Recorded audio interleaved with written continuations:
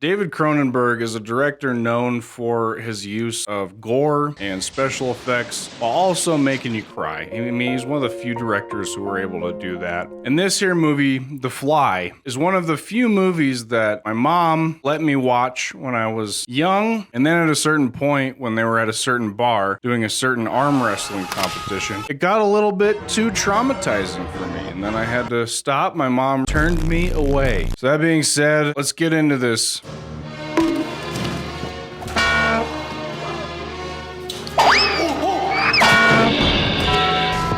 So the movie starts with this ritzy science fair. We meet Linda. She looks like Linda. She keeps talking to this guy Brundle, Seth, who is an eccentric scientist with an off-kilter sense of humor, who is always trying to find the limits of what technology can do, but he has a warehouse apartment in the 80s, so I don't know if he makes that much money. Brundle Seth invites Linda back to his place for a magic show.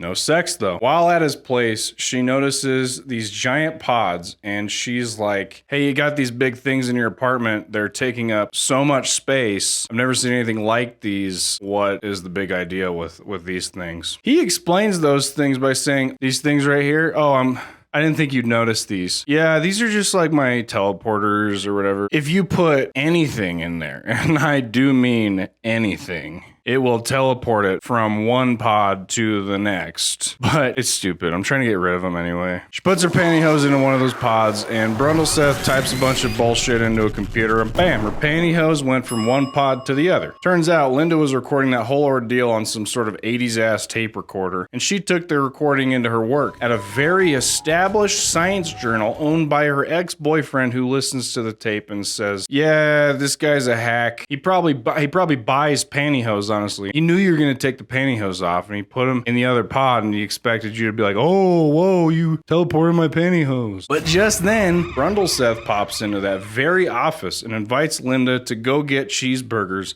in the scariest way possible. While they get cheeseburgers, he tells her that he wants to make a whole ass documentary, but not until he's able to teleport himself. She comes to Brundle Seth's apartment with a camera, and guess what? He shoved a fucking monkey whose canonical name in this story is Crumbles. We'll just go with that. He puts him into the goddamn teleporter, and he ended up teleporting a nice big batch of spaghetti into the other pod, about enough to feed 2 people and a monkey. Linda roasts Brundle Seth on his ever so monotonous drip and then bangs him. Linda finds a chip in his bed. Honestly, it's not that crazy. I find him in my bed all the time, but this one is sticking into his side. Linda heads over to the drip store in an effort to make Brundle Seth reevaluate his own drip. And what do you know? Her ex is there. What a small world you have when you're stalking people. He goes full Vin Diesel in that one interview on her, and she beelines it back to her new man, Brundle Seth. After Brundle Seth types even more bullshit into the computer, he gets Crumbles 2 teleported from one ribbed pod to another in one piece, like nothing ever happened. Crumbles 2 gives Brundle Seth a big ol' hug for being such a smart entrepreneur and a handsome young man. Brundle Seth is having a little party with Crumbles 2. They're drinking, they're smoking, and he officially delegates him as the newly appointed project manager of the Brundle Seth teleportation system. He types even more bullshit into computer before he ends up getting into the teleporter himself. Crumbles 2 notices that a fly gets into the teleporter with him, and he, as project manager, does not see this as a big deal and gives the full go-ahead to flip the switch, and BAM! The experiment was a total success, and Brundle Seth is a genius, everybody. Where's my chocolate? After nailing Linda again, he shows her all the cool push-ups that he is now able to do around his warehouse industrial style apartment that he randomly has just bars mounted all around of. I don't understand why, but he has them and he's showing off. He's showing all the gymnast tricks that he can do. I mean, he's great. He looks like Richard Ramirez if he put his passion into gymnastics rather than being a deranged murderer. After probably banging again, Linda and Brundle go into town over coffee. Brundle Seth is giving the spiel to Linda about how much better he feels after getting teleported, and if he could do it, she could too. Is he annoying? Sure. Is he putting so much sugar into his coffee that it's potentially destroying the entire flavor profile? I mean, maybe, but as viewers, we don't really understand the quality of the coffee that's being served here. He decides he wants a cannoli, so he yells at the waiter from across the restaurant. In his defense, though, they are paying customers, and the waiter should be more attentive. My point is that Brundle Seth is a genius scientist, and what he's done was not a mistake.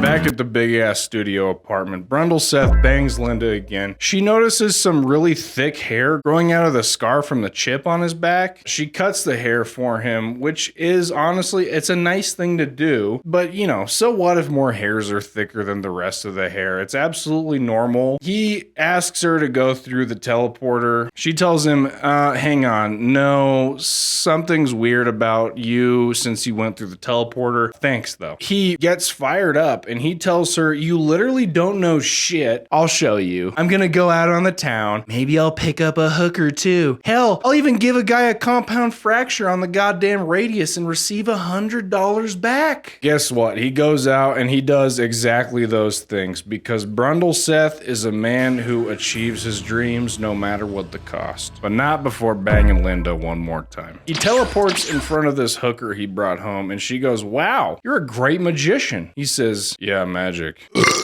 Then he bangs this hooker in one single, very, very long, aggressive pump. The next morning, she tries to put some alcohol on his skin, and he tries to force her into the teleporter because he doesn't like the alcohol. But as they're on their way to the teleporter, Linda shows up, and she says, I strongly advise against going into that teleporter. And the hooker is like, who the hell is this bitch? Brundle Seth tells her, oh, this is just the girl I'm banging.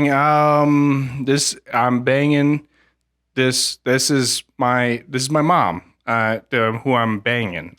I'm banging my mom. The hooker gets freaked out and she leaves. Linda says, hey, that was a fucking good one. Hey, that hair I cut from your back got analyzed in a lab and they said it's bug hair.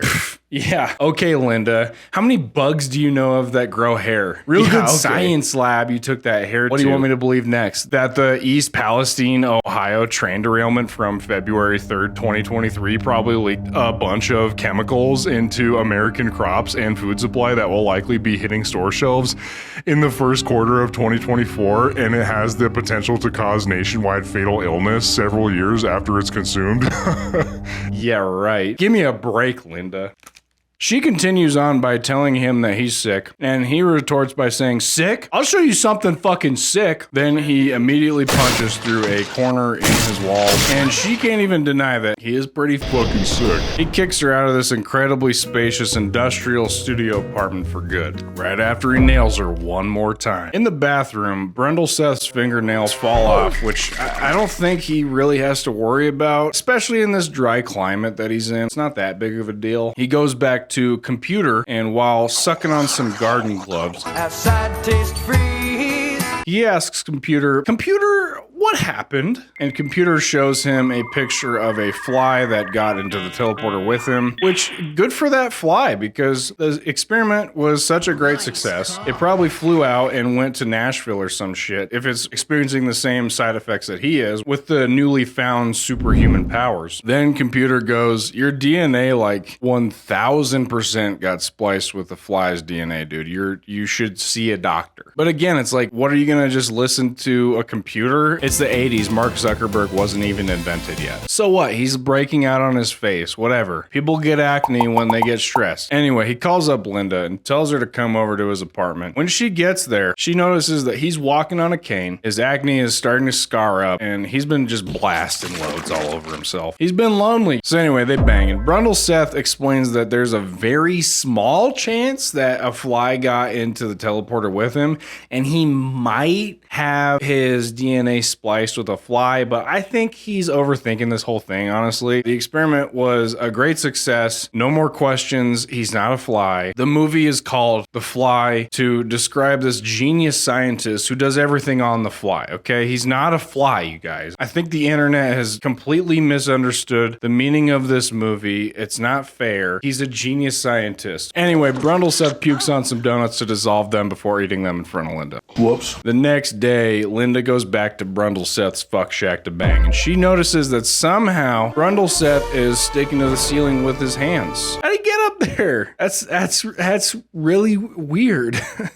That is weird. He's still not a fly, though. He's just really good at gymnastics. Back at her ex's house, Linda finds out that she's pregnant with Brundle Seth's baby. That's great news. At the Brundle cave, Brundle Seth is typing on his computer to decrease the amount of fly in his body, which honestly makes sense. Evolution, in a way, has kind of given us all really small percentages of every type of animal and species in the world, which in turn would include flies, which ultimately is probably hindering our full potential as a human race. So really, you can't stop this genius scientist from doing more and more good for the world. What a great guy. And yes, it appears that maybe he did gain a little bit of weight and his fingers have now fused together since we last saw him. But that's what happens when you eat junk food and cram, baby. And the fingers thing is obviously not an issue for him because despite the fact that he's typing very slowly, he's still able to hit that 20 characters per second cadence. He talks to his old pal computer, but computer says, "Who are you? Come on, man, you know me. We go way back. I literally built you, man." "Sorry, bud, I don't talk to strangers." And stressed out, Brundle Seth nibbles his pencil and all of his teeth fall out. What do you expect? He's working hard, pulling all-nighters for science. I would bet that his dental health is not exactly his primary concern. Then, as he's saving his teeth in the bathroom, as he should, Linda pops in for some more sugar. He tells her that he knew this exact thing was gonna happen because of course he did. And they bang again and then she leaves right back to her ex so he can take her to get Brundlefly's baby removed from her. Her loss, I guess. As she's waiting in the operation room, complete with one of those windows that are made of like cubes of glass rather than panes, like the ones when you're in public schools and you like go to the bathroom, usually accompanied by a bunch of cinder blocks that are crudely painted over. That's just to keep the kids from jumping. So yeah, now Brundle Seth has become so strong from his own scientific experiment that he can now jump right through one set of those bad boys. He grabs Linda from the operation room to take her to a rooftop to set the mood, and bang. And he tells her that she should keep the baby because the baby is gonna grow up to be another genius just like him. She doesn't want to though. Brundle Seth takes her back to his sensual abode to put her pregnant ass into one of those teleportation pods that he's now turned into a good old-fashioned gene splicing machine. But uh-oh, Linda's ex is waiting there with a blammy. But Brundle Seth jumps on him from the sunroof to puke on him and then get him cooked just the way he likes it. Linda's ex passes out from shock, but this gives Brundle Seth an opportunity to put Linda into the gene combining pods to turn all three of them into one very nice, very sweet, non-binary person. But as Brundle Seth is taking her over to the pod, she very rudely pushes on his face and his jaw falls off, which I just see as a product of all that caffeine and meth that he might be doing to stay awake to get all of his research done, which is honestly an unfortunate side effect of being a genius. But as Brundle Seth's knees turn backwards and his eyes become black and admittedly bug-like, sure, whatever, they've always kind of been that way. He locks Linda into one of the pods while he goes into another one and the experiment starts, but Linda's ex finally wakes up and shoots one of the pod cables with the blamey right as the experiment is starting, and Linda's pod unlocks, but the pods keep working, and that is because the pods are built tough. Built Brundle tough. And really, it's not Brundle Seth's fault that this dude wanted to come in, get jealous, and ruin his whole legacy. What a dick. Anyway, the experiment completes, and Brundle Seth comes out of the center pod and is now fused together with the pod itself, and the whole experiment is ruined because of his jealousy. So anyway, he crawls out of the pod and tells Linda to shoot him in the face.